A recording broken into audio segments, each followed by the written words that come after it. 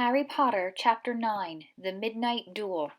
Harry had never believed he would meet a boy he hated more than Dudley, but that was before he met Draco Malfoy. Still, first-year Gryffindors only had potions with the Slytherins, so they didn't have to put up with Malfoy much. Or at least they didn't until they spotted a notice pinned up in the Gryffindor common room that made them all groan. Flying lessons would be starting on Thursday, and Gryffindor and Slytherin would be learning together. "Typical," said Harry darkly. "Just what I wanted, to make a fool of myself on a broomstick in front of Malfoy." He had been looking forward to learning to fly more than anything else. "You don't know that you'll make a fool of yourself," said Ron. "Anyway, I know Malfoy's always going on about how good he is at Quidditch, and I bet it's all talk." Malfoy certainly did talk a lot about flying. He complained loudly about first years never getting on the house Quidditch teams, and told long, boastful stories that always seemed to end with him narrowly escaping muggles in helicopters. He wasn't the only one, though. The way Seamus Finnegan had told it, he'd spent most of his childhood zooming around the countryside on his broomstick. Even Ron would tell anyone who'd listen about the time he'd almost hit a hang glider on Charlie's old broom. Everyone from wizarding families talked about Quidditch constantly. Ron already had a big argument with Dean Thomas, who shared their dormitory, about soccer. Ron couldn't see what was exciting about a game with only one ball where no one was allowed to fly. Harry had caught Ron prodding Don's poster of West Ham's soccer team, trying to make the players move.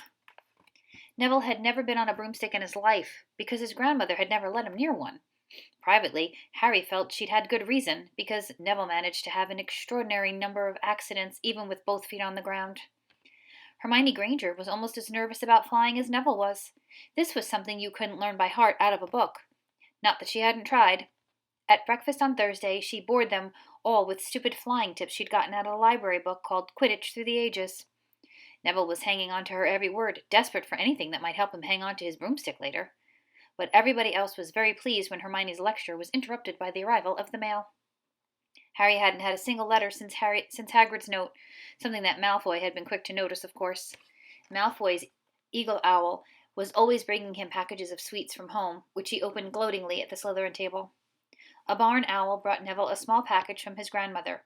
He opened it excitedly and showed them a glass ball the size of a large marble, which seemed to be full of white smoke. "It's a Remembrall," he explained. "Gran knows I forget things. This tells you if there's something you've forgotten to do. Look, you hold it tight like this, and if it turns red—" "Oh." His face fell because the Remembrall had suddenly glowed scarlet. "You've forgotten something." Neville was trying to remember what he'd forgotten when Draco Malfoy, who was passing the Gryffindor table, snatched the Remembrall out of his hand. Harry and Ron jumped to their feet. They were half hoping for a reason to fight Malfoy, but Professor McGonagall, who could spot trouble quicker than any teacher in the school, was there in a flash. "What's going on?" "Malfoy's got my Remembrall, Professor." Scowling, Malfoy quickly dropped the Remembrall back on the table. "Just looking," he said, and he sloped away with Crabbe and Goyle behind him. At 3:30 that afternoon, Harry, Ron, and the other Gryffindors hurried down the front steps onto the grounds of their first flying lesson. It was a clear, breezy day, and the grass rippled under their feet as they marched down the sloping lawns towards a smooth, flat lawn on the opposite side of the grounds to the Forbidden Forest, whose trees were swaying darkly in the distance. The Slytherins were already there, and so were 20 broomsticks lying in neat lines on the ground. Harry had heard Fred and George Weasley complain about the school brooms, saying that some of them started to vibrate if you flew too high, or always flew slightly to the left. Their teacher, Madam Hooch, arrived. She had short gray hair and yellow eyes like a hawk. "Well, what are you waiting for?" she barked. "Everyone stand by your broomstick. Come on, hurry up." Harry glanced down at his broom.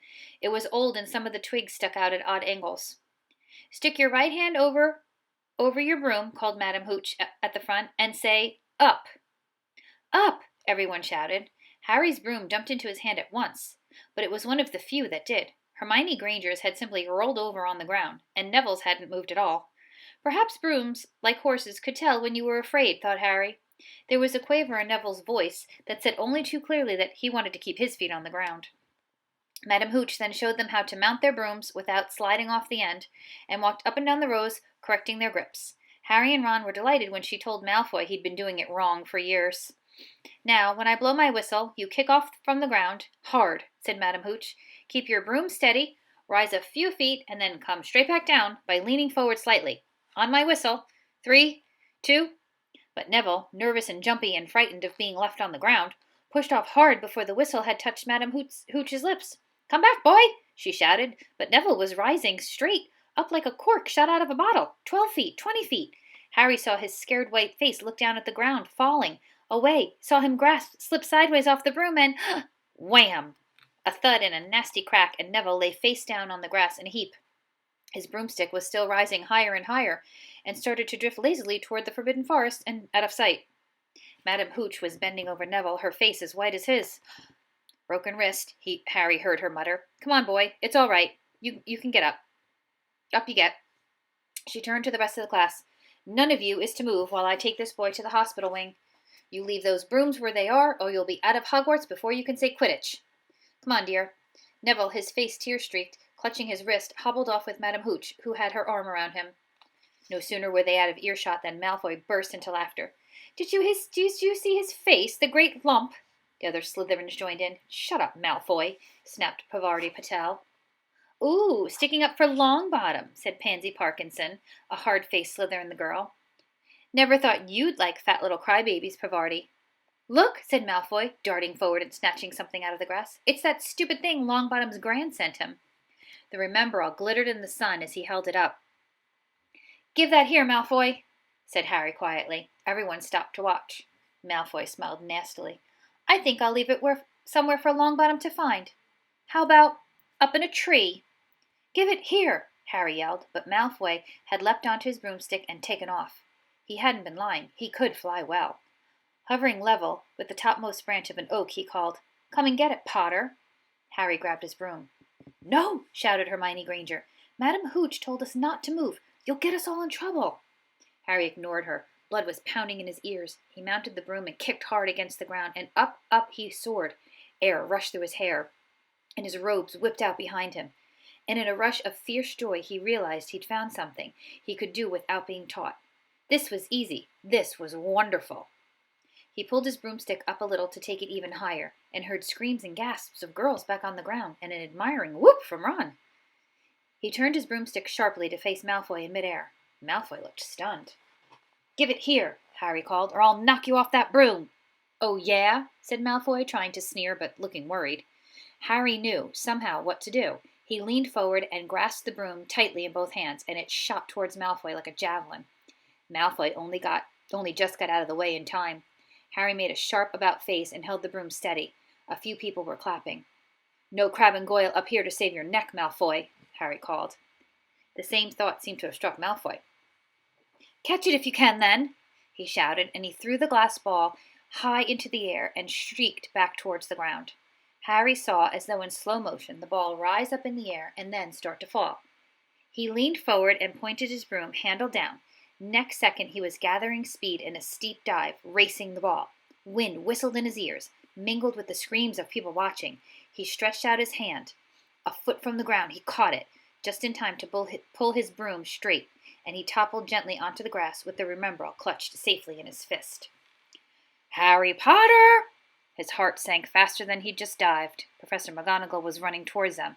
He got to his feet, trembling. "Never! In all my time at Hogwarts!" Professor McGonagall was almost speechless with shock, and her glasses flashed furiously. "How dare you! You might have broken your neck!" "It wasn't his fault, Professor." "Be quiet, Miss Patel." "But Malfoy—" "That's enough, Mr. Weasley. Potter, follow me now." Harry caught sight of Malfoy, Crabbe, and Goyle's triumphant faces as he left, walking numbly in Professor McGonagall's wake as she strode towards the castle. He was going to be expelled. He just knew it. He wanted to say something to defend himself, but there seemed to be something wrong with his voice. Professor McGonagall was sweeping along without even looking at him. He had to jog to keep up. Now he'd done it. He hadn't even lasted 2 weeks. He'd be packing his bags in 10 minutes. What would the Dursleys say when he returned up on their doorstep? Up the front steps, up the marble staircase inside, and still Professor McGonagall didn't say a word to him. She wrenched open doors and marched along corridors with Harry trotting miserably behind her. Maybe she was taking him to Dumbledore. He thought of Hagrid, expelled but allowed to stay on as gamekeeper. Perhaps he could be Hagrid's assistant. His stomach twisted as he imagined it, watching Ron and the others become wizards while he stumped around the grounds carrying Hagrid's bag. Professor McGonagall stopped outside of a classroom. She opened the door and poked her head inside. "Excuse me, Professor Flitwick. Could I borrow Wood for a moment?" Wood, thought Harry, bewildered. Was Wood a cane she was going to use on him? But Wood turned out to be a person, a burly fifth-year boy who came out of Flitwick's class looking confused. "Follow me, you two," said Professor McGonagall, and they marched up the corridor. Wood looked curiously at Harry. "In here." Professor McGonagall pointed them into a classroom that was empty except for Peeves, who was busy writing rude words on the blackboard. "Out, Peeves!" she barked. Peeves threw the chalk into a bin, which clanged loudly and swooped out cursing. Professor McGonagall slammed the door behind him and turned to face the two boys. "Potter, this is Oliver Wood. Wood, I've found you a seeker!" Wood's expression changed from puzzlement to delight. "Are you serious, Professor?" "Absolutely," said Professor McGonagall crisply. "This boy's a natural. I've never seen anything like it. Was that your first time on a broomstick, Potter?" He nodded silently. He didn't have a clue what was going on, but he didn't seem to be being expelled, and some of the feeling started to come back into his legs. "He caught that thing in his hand after a 50-foot dive," Professor McGonagall told Wood. "Didn't even scratch himself. Charlie Weasley couldn't have done it." Wood was now looking as though his dreams had come true at once. "Ever seen a game of Quidditch, Potter?" he asked excitedly. "Wood's captain of the Gryffindor team," Professor McGonagall explained. He's just the build for a seeker, too," said Wood, now talking around Harry and staring at him. "Light, speedy. We'll have to get him a decent broom, Professor. A Nimbus 2000 or a Clean Sweep 7, I'd say. I shall speak to Professor Dumbledore and see if we can bend the first-year rule. Heaven knows we'd need a better team than last year. Flattened in that last match by Slytherin. I couldn't look Severus Snape in the face for weeks." Professor McGonagall peered sternly over her glasses at Harry. "I want to hear you're training hard, Potter, or I might change my mind about punishing you." Then she suddenly smiled. "Your father would have been proud," she said. "He was an excellent Quidditch player himself."